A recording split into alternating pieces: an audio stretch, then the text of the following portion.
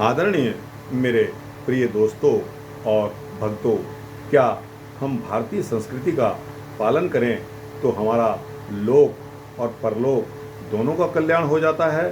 आइए इस वृत्तांत को लेकर आपके समक्ष अपना यह विचार साझी करता हूँ। दोस्तों, बने रहिए इस वृत्तांत के अंत तक मेरे साथ। तो दोस्तों, आइए शुरू करते हैं। यतोऽभ्युदयनिह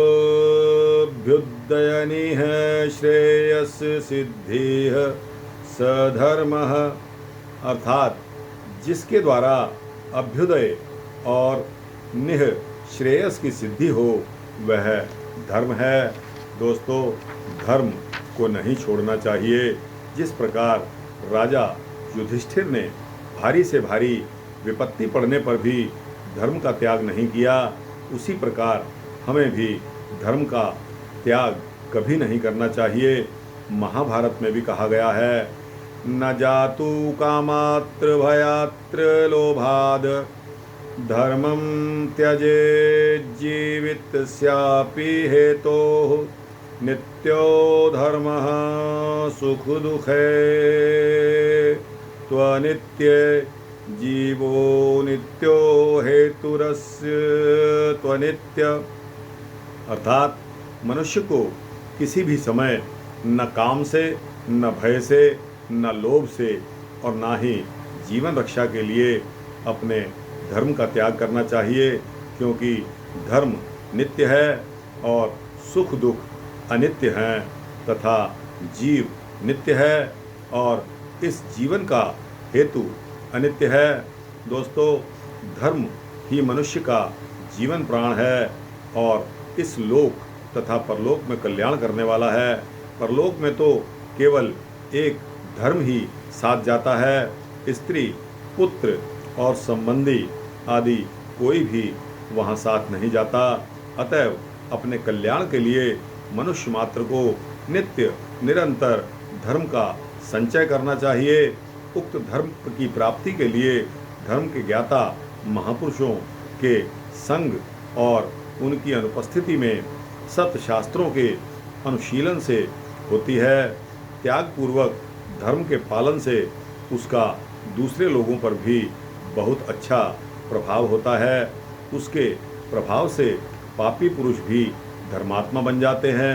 राजा युधिष्ठिर का इतना भारी प्रभाव था कि वे जिस देश में वास करते थे उस देश में धर्म का प्रसार, धन धान्य की वृद्धि और दुर्भिक्ष, महामारी आदि की स्वतः निवृत्त हो जाया करती थी।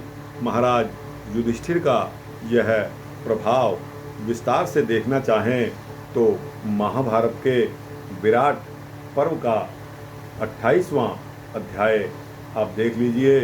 जो दूसरों के साथ त्यागपूर्वक व्यवहार करता है उसके साथ दूसरों को भी त्यागपूर्वक व्यवहार करना ही पड़ता है।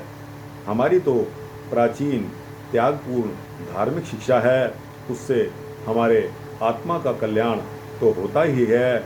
इस लोक में भी सब प्रकार से लाभ ही लाभ होता है, परंतु यदि लौकिक लाभ ना भी होता हो तो यहाँ के स्वार्थ की हानि भी होती हो। पर उससे यदि हमारा परमार्थ सिद्ध हो जाता हो तो हमारे लिए वह महान लाभ की बात है। सर्वस्व जाकर भी परमार्थ सिद्ध होता हो तो बिना विचारे सर्वस्व का त्याग कर देना ही उचित होता है, क्योंकि मनुष्य जीवन का उद्देश्य आत्मा का कल्याण है। आत्मा का कल्याण सांसारिक भोग भोगना नहीं, आत्मा का कल्याण या भगवत प्राप्ति की ही स्वयं धर्म पालन का भगवत प्राप्ति ही धर्म पालन का अंतिम फल है। अतएव हमारे बालकों में भगवत प्राप्ति के हेतु इस धर्म के पालन के लिए प्रारंभ से ही ऐसे भाव भरे जाने चाहिए। प्राचीन ऋषि आश्रमों में भी पहले यही हुआ करता था, जिसको हम संस्कार भरना कहते हैं। दोस्तों, उपर्युक्त धर्म को दृष्टि में रखते हुए बालकों के लिए अब यहाँ कुछ विशेष उपयोगी बातें बताई जा रही हैं। मनुष्य को चाहिए कि वह आलस्य, प्रमाद, भोग, दुर्व्यसन, दुर्गुण और दुराचारों को विष के समान समझकर उनको त्याग दे एवं सद्गुण सदाचार का सेवन, विद्या का अभ्यास, ब्रह्मचर्य का पालन, माता पिता और गुरुजनों एवं दुखी अनाथ प्राणियों की कर्तव्य समझकर निस्वार्थ भाव से सेवा तथा ईश्वर भक्ति को अमृत के समान समझकर उनका श्रद्धापूर्वक सेवन करे। यदि इनमें से एक का भी निष्काम भाव से पालन किया गया तो कल्याण निश्चित है। फिर सभी का पालन करने से तो कल्याण होने में कोई कसर की बात नहीं रहती।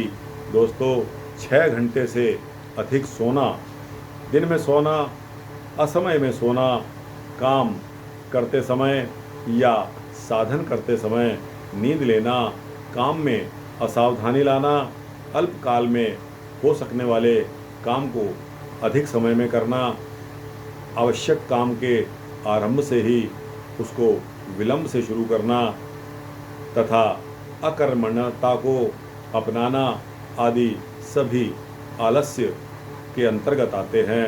मन, वाणी और शरीर के द्वारा न करने योग्य व्यर्थ चेष्टा करना तथा करने योग्य कार्य की अवहेलना करना प्रमाद कहलाता है।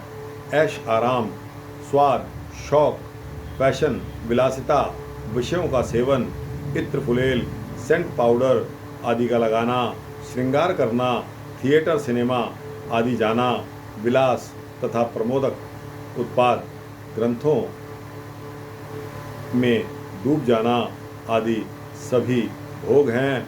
बीड़ी, सिगरेट पीना, भांग, तमाकू, गांजा, चरस, कोकीन, अफीम, आसव आदि मादक वस्तुओं का सेवन, चौपड़, ताश, शतरंज खेलना इत्यादि सभी दुर्व्यसन हैं।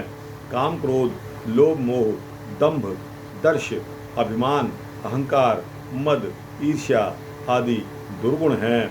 हिंसा, झूठ, चोरी, व्यभिचार, मांस भक्षण, मदिरापान, जुआ खेलना आदि दुराचार हैं। संयम, क्षमा, दया, शांति, समता, सरलता, संतोष, ज्ञान, वैराग्य, निष्कामता आदि सद्गुण कहलाते हैं। यज्ञ, दान, तप, तीर्थ, व्रत, सेवा, पूजा करना तथा अहिंसा, सत्य, ब्रह्मचर्य का पालन करना ही सदाचार है। इनके अतिरिक्त विद्या का अभ्यास, ब्रह्मचर्य का पालन, माता पिता और गुरुजनों की सेवा तथा ईश्वर की भक्ति, ये सभी परम आवश्यक कल्याणकारी कार्य हैं।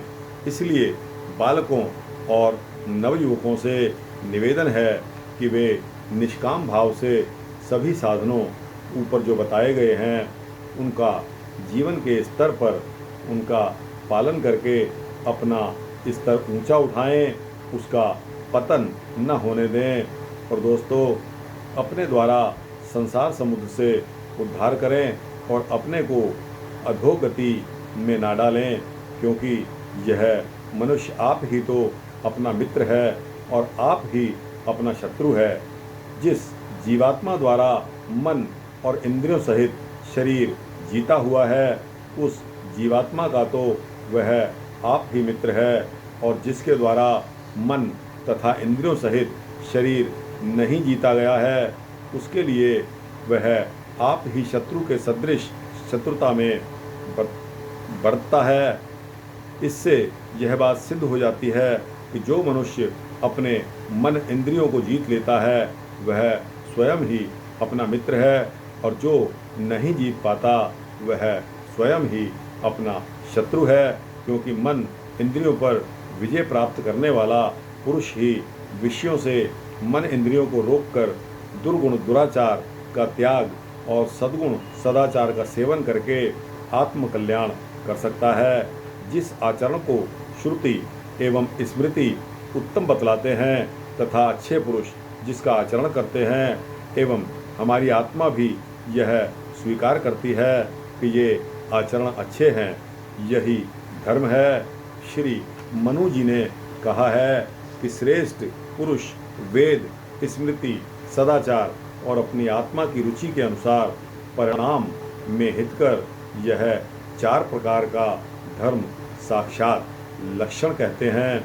जो मनुष्य वेद और स्मृति में कहे हुए धर्म का पालन करता है वह निस्संदेह इस संसार में कीर्ति को और मरकर परमात्मा को प्राप्त करता है, सर्वोत्तम सुख पाता है।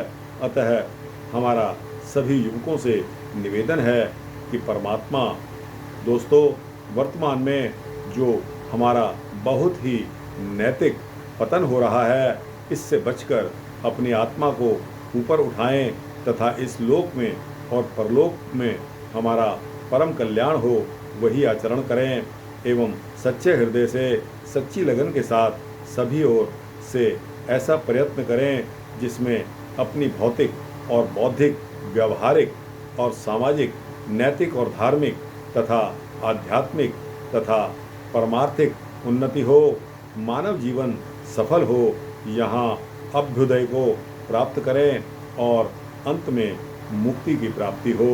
दोस्तों यह कितने अच्छे सुंदर शब्दों में दिया गया है। इसमें दोस्तों संस्कृत के श्लोक भी आए हैं जो कि जिनका अर्थ यही निकलता है जो मैंने आपके समक्ष रखा। तो दोस्तों यह है परम साधन के उपाय। अगर हम इनको अपना लेंगे तो दोस्तों लोक भी हमारा सुखी हो जाएगा और परलोक में भी हमारा कल्याण होगा, हमें स्वर्ग की प्राप्ति होगी। दोस्तों इन्हीं शब्दों के साथ यह वृतांत समाप्त करने की इजाज़त दें। अच्छा लगा हो तो इसको लाइक और शेयर करते हुए अपने दोस्तों मित्रों को ज़रूर भेजें और दोस्तों इस चैनल को सब्सक्राइब करेंगे तो इसी तरह के भक्ति वृत्तांत आपको मिलते रहेंगे। जय श्री राधे, जय श्री कृष्ण।